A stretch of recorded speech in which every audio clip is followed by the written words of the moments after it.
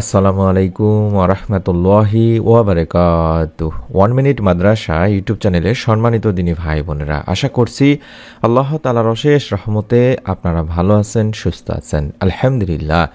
পবিত্র আগামীকাল সোমবার 27শে জানুয়ারি শবে মেরাজের রাতে আপনারা কষ্ট করে হলেও একটি ছোট্ট দোয়ার আমল যদি মাত্র 3 বারও পড়তে পারেন, আল্লাহ রব্বুল আলামিন আপনাকে সারা রাত ঘুমিয়ে থেকেও ইবাদতের সওয়াব দান করবেন। সারা রাত জেগে অনেকের পক্ষে ইবাদত করা সম্ভব নাও হতে পারে, তাই অনুরোধ করছি এই আমলটি করে যদি ঘুমাতে যান, আল্লাহ রব্বুল আলামিন আপনার আমলনামায় সারা রাত ইবাদতের সওয়াব দান করবেন ইনশাআল্লাহ। আশা করছি আপনারা আমলের উদ্দেশ্যে ভিডিওটুকু সম্পূর্ণ দেখবেন। আজ পবিত্র শবে মেরাজ, রজব মাসের 26 তারিখের রাতটি মুসলিমদের কাছে অত্যন্ত তাৎপর্যপূর্ণ। ফার্সিতে সব শব্দের অর্থ রাত এবং আরবিতে মেরাজের অর্থ ঊর্ধ্বগমন। অন্যান্য মুসলিম দেশের মতো বাংলাদেশের ধর্মপ্রাণ মুসলমানেরা মহিমান্বিত এই রাতটি ইবাদত করে থাকেন।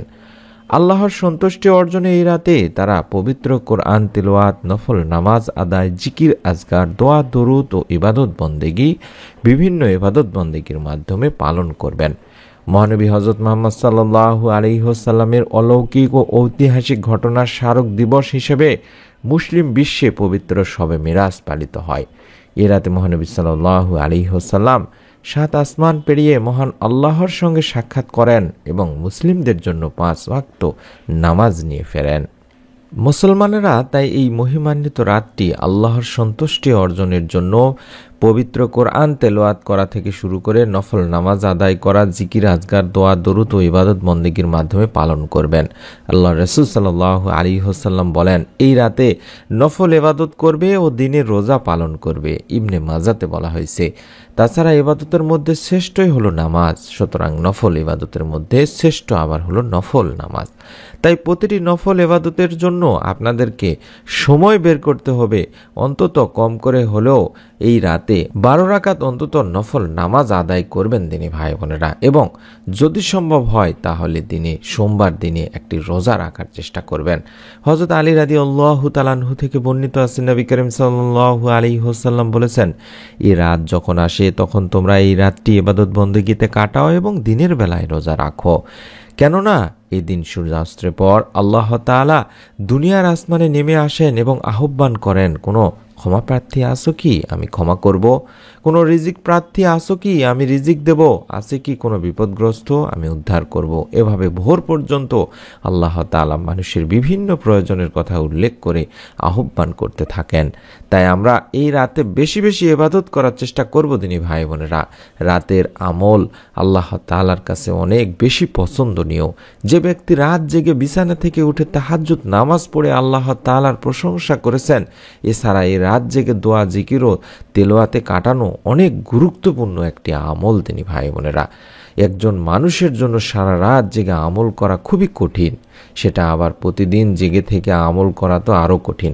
তবে কেউ যদি একটি আমল করে তাহলে আল্লাহ তাআলা তাকে সারা রাত জেগে আমল করার সওয়াব দিবেন। প্রতিদিন করলে প্রতিদিনই দেবেন। আমরা বিশেষ করে এই আমলটি এই পবিত্র শবে মেরাজের রাতে অবশ্যই করব।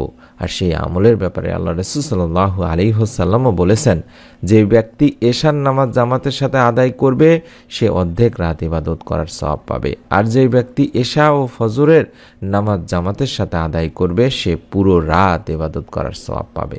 আবু দাউদ শরীফের একটি হাদিস। তাহলে বুঝতে পারছেন দিনী ভাই বোনেরা, আমরা এই রাতে শবে মেরাজের রাতে, আগামী সোমবার শবে মেরাজের রাতে আমরা চেষ্টা করব এশার নামাজটা জামাতে পড়ার। তিনি মা ও বোনেরা সময় মতো দেরি না করে, বিলম্ব না করে এশার নামাজটা অবশ্যই বাড়িতেই পড়ে নেবেন এবং রাতের বেলা ছোট্ট এই দোয়ার আমলটি করে ঘুমিয়ে যাবেন এবং ফজরের সময় উঠে ফজরের নামাজ ঠিক সময় মতো আদায় করবেন। তিনি ভাই বোনেরা অবশ্যই ভাইরা মসজিদের জামাতের সাথে ফজরের নামাজ আদায় করবেন এবং আল্লাহ তাআলার কাছে বেশি বেশি কান্নাকাটি করবেন, দরুদ ইস্তেগফার পড়বেন। আল্লাহ তাআলা ইনশাআল্লাহ সারা রাত আপনাদেরকে ইবাদত করার সওয়াব দান করবেন। এরকম আরও কিছু আমল আছে যেগুলো আল্লাহ তাআলা এই একটার বিনিময়ে আরেকটার সওয়াব দিয়ে থাকেন। যেমন কেউ যদি ফজরের পরে ইশরাকের নামাজ আদায় করে তাহলে প্রথম 2 রাকাতের জন্য উমরা ও দ্বিতীয় 2 রাকাতের জন্য হজের সওয়াব পাওয়া যাবে। সুবহানাল্লাহ।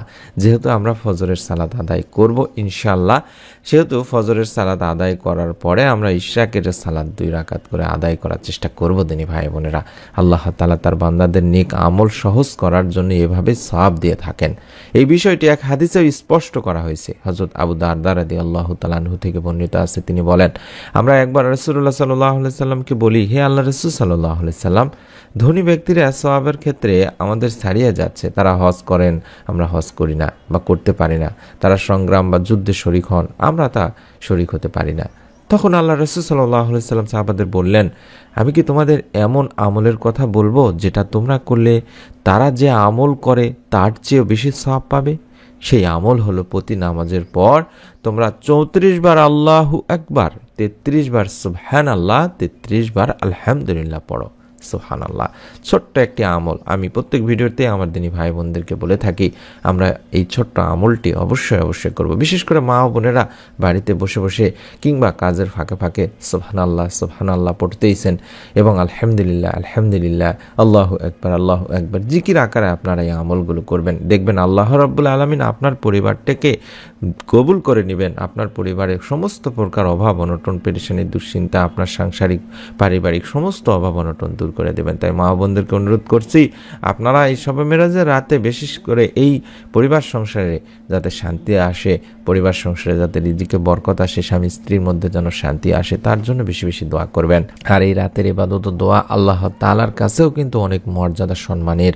রাতের দোয়া ও ইবাদতে তাওহীদের সাক্ষ্য দিয়ে যদি আল্লাহ রাব্বুল আলামিনের কাছে দোয়া করা হয়, তাহলে আল্লাহ তাআলা সেই দোয়া কখনোই ফিরিয়ে দেন না। সুবহানাল্লাহ। বান্দার সব দোয়া আল্লাহ তাআলা কবুল করে নেন। হাদিসেও এসেছে, আল্লাহ রাসূল সাল্লাল্লাহু আলাইহি ওয়াসাল্লাম বলেছেন, যখন তোমাদের কেউ রাতে জেগে আল্লাহ তাআলার কাছে দোয়া করে, আল্লাহ তাআলা তার দোয়া কবুল করেন। আর যদি ওই ব্যক্তি ওযু করে এবং নামাজ আদায় করে, তবে সেই নামাজও কবুল করা হয়। বুখারী মিশকাত শরীফের একটি হাদিস। আমি আপনাদেরকে সহজ করে আমলটি বলে দিচ্ছি, আশা করছি মনোযোগ দিয়ে আমলটি করবেন এবং শুনে আমলটি করবেন। আপনারা পবিত্র শবে মেরাজের রাতে আগামী সোমবারে অন্তত এশার নামাজটা ঠিকমতো আদায় করে নেবেন। এশার নামাজ আদায় করার পরে ভাইয়েরা মসজিদ থেকে বাসায় আসবেন, বোনেরা তো বাড়িতে নামাজ আদায় করবেন। তারপরে রাতে ঘুমাতে যাওয়ার আগে বেশি বেশি দরুদ, ইস্তেগফার, যে যতটুকু কোরআন তেলাওয়াত পারেন করার চেষ্টা করবেন। তারপরে আপনারা রাত 10টার দিকে কিংবা 9টার দিকে বা যখনই ঘুমাতে যাবেন তার আগে সুন্দর করে 2 রাকাত আগে নফল নামাজ আদায় করে নেবেন। তাহাজ্জুদ নামাজের নিয়তে বা নফল নামাজের নিয়তে 2 রাকাত ধীরে সুস্থে 2 রাকাত নামাজ আদায় করার পরে আপনাদেরকে এই যে দোয়াটি দেখাচ্ছি, এই দোয়াটি 3 বার পাঠ করবেন। চাইলে মোবাইলে লিখে নিতে পারেন, স্ক্রিনশট নিতে পারেন কিংবা ছবি উঠায় নিতে পারেন। লা ইলাহা ইল্লাল্লাহু ওয়াহদাহু লা শারীকা লাহু লাহুল মুলকু ওয়া লাহুল হামদু ওয়া হুয়া আলা কুল্লি শাইইন কাদির। সুবহানাল্লাহি আলহামদুলিল্লাহি ওয়া লা ইলাহা ইল্লাল্লাহু আল্লাহু আকবার ওয়া লা হাওলা ওয়া লা কুওয়াতা ইল্লা বিল্লাহ। আমি আশা করছি এভাবে আমার দিনী মা ও বোনেরা এবং ভাইয়েরা অবশ্যই 3 বার এই দোয়াটি পড়বেন এবং এই দোয়াটি অবশ্যই পড়ার পরে অন্তত একবার বলবেন, রাব্বিক ফ্রিলি, অর্থাৎ হে আমার রব আমাকে ক্ষমা করুন। এভাবে যদি এই আমলটি করেন, আল্লাহ তাআলা সারা রাত জেগে আপনাকে ইবাদত করার যে সওয়াব হবে সেই সওয়াব আপনার আমল নামায় দান করে দেবেন ইনশাআল্লাহ। মনের মধ্যে বিশ্বাস নিয়ে আপনারা আমলটি করবেন, নিজে করবেন, আপনার নিকট আত্মীয় স্বজনদেরকে অবশ্যই করার জন্য বলবেন এবং ভিডিওটি অবশ্যই একটি করে কমেন্ট করে নিয়ত করার মাধ্যমে আল্লাহ রাব্বুল আলামিনকে জানিয়ে দিন, ইয়া আল্লাহ, ইয়া রহমান, ইয়া রাহিম, আমি এই আমলটি নিয়ত করলাম। আল্লাহ তুমি শয়তানের ধোঁকা থেকে রক্ষা করে আমাকে এই সহজ আমলটি করে এর যথাযথ ফল দুনিয়া আখিরাতে তুমি দান করো, আমিন। অন্তত আমিন বা সুন্দর করে একটি কমেন্ট করার চেষ্টা করুন বা নিয়ত করার চেষ্টা করুন। পরবর্তী নতুন আমলের ভিডিও যেটি আমরা তৈরি করছি সেটি পাওয়ার জন্য অবশ্যই চ্যানেলটি সাবস্ক্রাইব করে রাখার অনুরোধ করছি।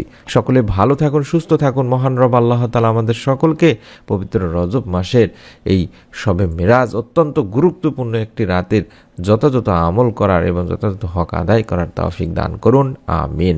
আসসালামু আলাইকুম ওয়া রাহমাতুল্লাহি ওয়া বারাকাতুহু।